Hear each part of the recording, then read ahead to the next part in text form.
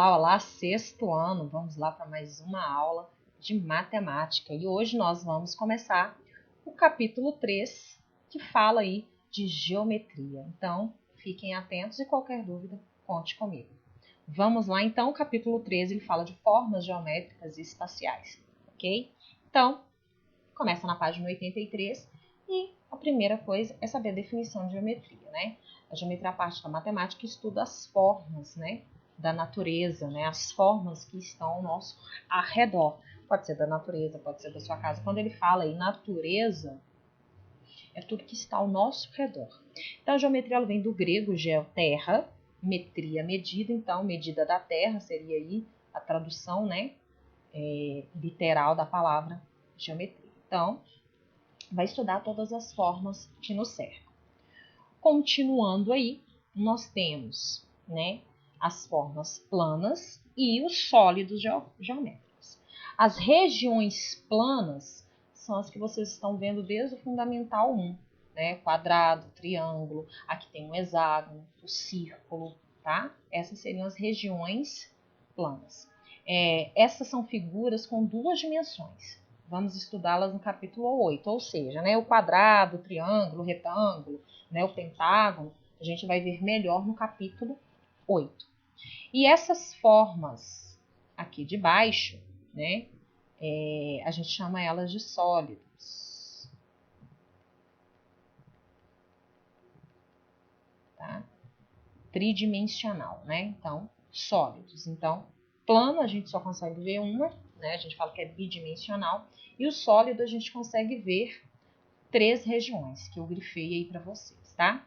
A gente também tem linhas fechadas ou abertas, em uma única dimensão. Então, tem um exemplo aí de linha fechada e o exemplo de linha aberta, né? A linha fechada, vocês vão ver que ela começa em um ponto e fecha no mesmo ponto que iniciou. A linha aberta não, ela começa num ponto e termina em outro ponto, por isso que é chamada de aberta. Os sólidos são figuras espaciais, elas ocupam, né, claro, lugar no espaço e possuem 3 dimensões, né, como eu havia falado. Dentre elas, a gente tem os poliedros e os corpos redondos, tá? Lembrando que tem que ocupar 3 regiões do espaço para a gente chamar de sólido geométrico, né? Normalmente, essas 3 dimensões são altura, comprimento e largura. Basta você comparar com uma piscina. A piscina ela tem um comprimento, ela tem uma largura e a altura seria a profundidade dela. Então a piscina é um exemplo de sólido geométrico. O cubo do brinquedo que você tem aí, do jogo, né, de tabuleiro, ele também é um exemplo de sólido geométrico, tá? São exemplos na vida de vocês, onde nós encontramos aí os sólidos. E os poliedros, né? Poli são vários, edros são de faces planas. Então, o cubo, por exemplo, eu tenho até um aqui em mãos, olha. O cubo, por exemplo, ele é formado pela região quadrada plana, né? Então, ele seria um exemplo de poliedro, né? Qual região plana que forma esse poliedro quadrado, né? Continuando, eles possuem apenas faces planas, ou seja, vai ter as faces quadradas, faces retangulares, faces triangulares e etc. Os poliedros podem ser regulares ou não regulares. Quando eu falo que eles são regulares, né, esse aqui, o cubo, é um exemplo de regular, porque todas as faces dele são quadradas, são iguais. Então, quando a gente tem um poliedro em que todas as faces, né, vão ser perfeitinhas, iguais, de mesmo tamanho, a gente chama ele de poliedro regular. E existem também os poliedros não regulares, ou seja, vai ter um lado que está com tamanho diferente, tá? Continuando, quais são os elementos desse meu poliedro aqui, que no caso é o cubo? A gente tem a face, que é a região plana que delimita esse sólido. Então a região que está sendo delimitada aqui, a face quadrada. Então isso aqui seria a face. Inclusive ele tem 6 faces. Ele tem uma em cima e outra embaixo e 4 ao redor dele. Arestas são as linhas, né? O encontro dessas duas faces. Olha, o encontro dessas duas faces me dá uma aresta, né? Então, aqui o encontro das faces são arestas. Então, as linhas que formam esse cubo, a gente chama de aresta. O ponto de encontro dessas arestas, né? Então, aqui tem um ponto, aqui tem outro, aqui tem outro, aqui tem outro, a gente chama de vértice. Então, vamos lá. Face seria, né, a região plana que forma ele, né? Aresta seria o encontro dessas duas faces, são as linhas do desenho. E vértice é o ponto de encontro dessas arestas. Então, no caso do cubo, ele tem 1, 2, 3, 4, 5, 6, 7, 8 vértices, tá? Então, eu coloquei para vocês face, né, região plana. Arestas são as linhas do desenho e vértices são os pontos de encontro das arestas, tá? Quando ele coloca aí esse formato ABCD, faces ABCD, BFG, é por causa dessas letras que formam, tá? A figura. Continuando, a gente tem uma relação muito importante, né? Quando a gente trabalha aí vértices, arestas e faces, que é a relação de Euler, né? A relação de Euler, ela tem uma afirmação. Ela fala que o número de faces mais o de vértices vai dar a quantidade de arestas, tá? Mais 2. Ela é válida para todos os poliedros, tá? Então, o que a gente tem aí? Vou provar para vocês, tem um comprove aí, o cubo, né? Ele falou que face mais vértice é a aresta mais 2. Vamos ver se é verdade. Face. Quantas faces tem o cubo? Eu acabei de falar. 6. Mais vértice, também falei. 8. Arestas são 12, né? Quantidade de linhas. Olha, 1, 2, 3, 4, 5, 6, 7, 8, 9, 10, 11, 12. 12 linhas formam ele. Não esquece, gente, que o desenho ele tem algo atrás, por isso que eu contei esse pontilhado, é a aresta também, tá? Tá empontilhado porque eu não consigo ver atrás do sólido. Então, aqui, o que eu não tô vendo aqui atrás foi representado por pontilhados. Então, aí, no caso, vai ser 12 mais 2. Olha, ficou 14 igual a 14. Então, essa igualdade é verdadeira. 14 realmente é igual a 14. Isso mostra que a relação de Euler é verdadeira. Então, faces mais vértices é igual a arestas mais 2. Verdadeiro. Agora, a gente tem os prismas. O que são prismas? Prismas são poliedros de duas bases paralelas e faces laterais retangulares. Então, a gente pode ter base triângulo, base quadrada, base circular, base pentagonal, base hexagonal. Então, a gente tem duas bases paralelas. Então, uma base em cima e outra base embaixo, e elas são iguais. Então, o cubo, por exemplo, é um prisma, que a parte de cima é igual à parte de baixo, e ao redor a gente tem retângulos, porque se você não sabe, todo quadrado é um retângulo, e depois eu posso te falar por que isso. Mas nem todo retângulo é um quadrado, tá? Mas saiba que todo quadrado é um retângulo. Então, aqui o cubo é um exemplo de prisma. A parte superior é idêntica à inferior, né? Que são paralelas. E ao redor a gente tem vários retângulos aí. Então, eu coloquei alguns exemplos. O prisma de base triangular, então ele tem um triângulo em cima, um triângulo embaixo, e ao redor nós vamos ter aí retângulos. Base quadrada, quer dizer que a base de baixo é igual à base de cima e é quadrada. E o prisma hexagonal tem um hexágono em cima e um hexágono embaixo, e ao redor dele a gente tem retângulos, tá? Como você percebeu, as bases dos prismas podem ter formas variadas, mas para ser prisma, a base de baixo tem que ser igual à base de cima, e ao redor temos que ter retângulos. Então, continuando, não confunde prisma com pirâmide, porque não tem nada a ver, tá? Primeiro, a pirâmide, ela não tem duas bases. Se você observar, olha, onde eu colori aí, ó, tem duas bases, a de cima e a de baixo. A pirâmide só tem uma única base, que é o apoio dela. Só tem uma base, tá? Então, o que tem? Tem uma base e ela vai ser rodeada de triângulos, tá? Não quer dizer que tem uma base em cima e outra embaixo. Preste atenção.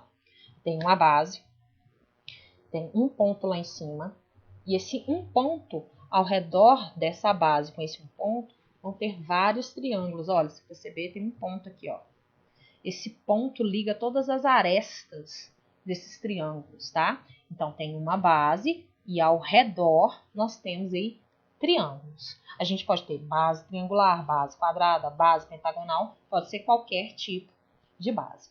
Além desses prismas e pirâmides que estamos estudando, existem também os prismas e pirâmides oblíquos. Se você perceber, ele dá uma inclinada, né? Então, quando o desenho dessa inclinada, a gente fala oblíquo em matemática. Corpos redondos, aqueles que rolam, tome cuidado, possuem pelo menos uma face não plana, ou seja, arredondada, tá? Então, exemplos de corpos redondos. Corpo redondo não é prisma e também não é pirâmide, tá? São três conceitos diferentes. Então, a gente tem o cilindro, o cone e a esfera. Todos, se você colocar, né, numa superfície plana, eles vão rolar, tá? Então, os corpos redondos têm essa característica. Se eu colocar o cilindro ali de uma outra forma e o cone, eles vão rolar durante numa rampa, né, numa superfície aí, eles rolam, é uma característica deles, tá? Existem sólidos geométricos que possuem partes não planas, mas não rolam, que é esse caso aí. Tem essa curva aí, né, não plana, mas ela não rola, tá? Então, isso aqui não é um corpo redondo, então, isso aqui não é, tá? Então, os corpos redondos que nós conhecemos são o cilindro, cone e a esfera. Exemplos. Calcule o número de arestas da pirâmide de base hexagonal, sabendo que ela tem 7 faces e que o número de vértices é igual ao número de faces. Eu tenho que saber o número de arestas dessa pirâmide. A pirâmide, já que ele falou base hexagonal, quer dizer que ela tem 6 lados na base. Vai ter um pontinho e vai aí unir, né, essas faces, fazer mais ou menos aí o meu desenho só para você entender, vai unir essas faces triangulares, né? Então, o que ele falou? Ele falou que ela tem 7 faces. Por que ela tem 7 faces? Ela tem 6 faces triangulares ao redor. Então, aqui, ó, ao redor tem 6 faces, mais a face que é a base. Então, uma face que é a base. Então, ele contou 6 triângulos, né, laterais, mais a base, por isso que deu 7 faces. E que o número de vértices é igual ao número de faces. Então, vamos lá. Então, ele está falando que a quantidade de faces, que é 7, é a mesma quantidade de vértices. E isso é verdade, olha. 1, 2, 3, 4, 5, 6, mais esse ponto aqui de cima, 7. Então, isso é uma propriedade da pirâmide. A quantidade que a gente tem de vértices vai ser o número de lados da base, como é hexagonal 6, mais o ponto lá em cima que liga esses triângulos. Então, sempre vai ser o número de lados da base mais 1, tá? Então, por isso que ele falou que é 7. Ok. Aí ele quer saber a quantidade de arestas, então, porque ele já falou face, já falou vértice, ele quer saber as arestas. Então, vamos lá. A gente tem 6 arestas na base. E se você perceber, subiu 6 arestas. Porque sai uma aresta de cada vértice da minha base. Então, eu tenho 6 na base, mais 6 que sobe.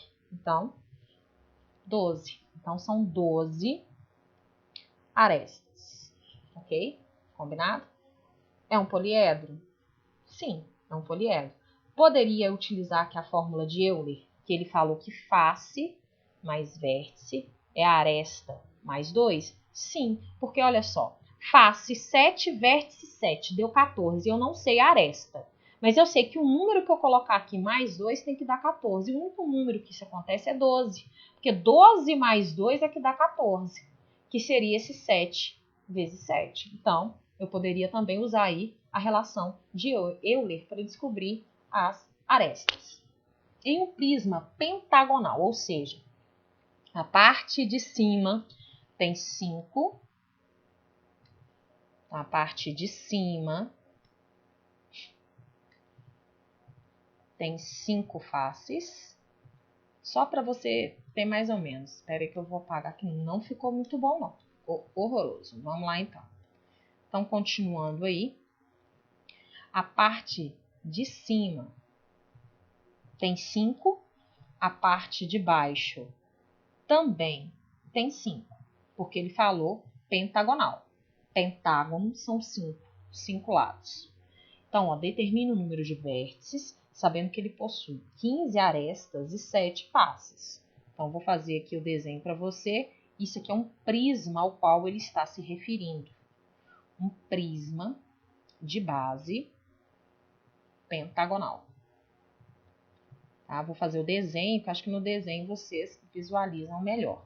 Mas poderia usar a relação de Euler aí tranquilamente. Então, esse aí é o prisma de base pentagonal. Se eu quisesse usar a relação de Euler, que é essa daqui, nós falamos lá no início, bastava substituir as letras pelos valores. Então, ele falou 15 arestas. Então, aqui, no lugar do A, é 15. 7 faces, aonde tem a letra F, põe 7. Eu não tenho, é a letra V. É ela que eu tenho que descobrir. Então, como é uma igualdade, e eu sei que 15 mais 2 é 17, professora, de onde que vem esse 2? Da fórmula do Euler, tá? Então, eu sei que esse 7 mais o vértice tem que dar 17. Aqui também seria o termo desconhecido. Quem é o termo desconhecido? A letra V. Então, para descobrir o V, eu faria 17 menos 7, 10. Então, eu sei que aí o vértice, né, o número de vértices, seria 10. Correto. Olha, 1, 2, 3, 4, 5, 6, 7, 8, 9, 10. Isso utilizando a fórmula de Euler, tá? E assim a gente finaliza a nossa aula. Bons estudos e até a próxima.